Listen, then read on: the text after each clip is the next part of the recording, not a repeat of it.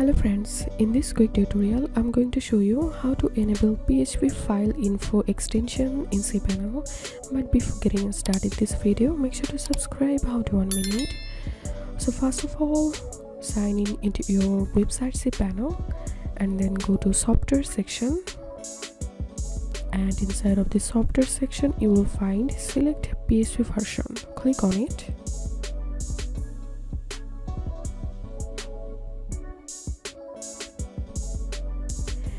And to enable PHP file info extension, search for the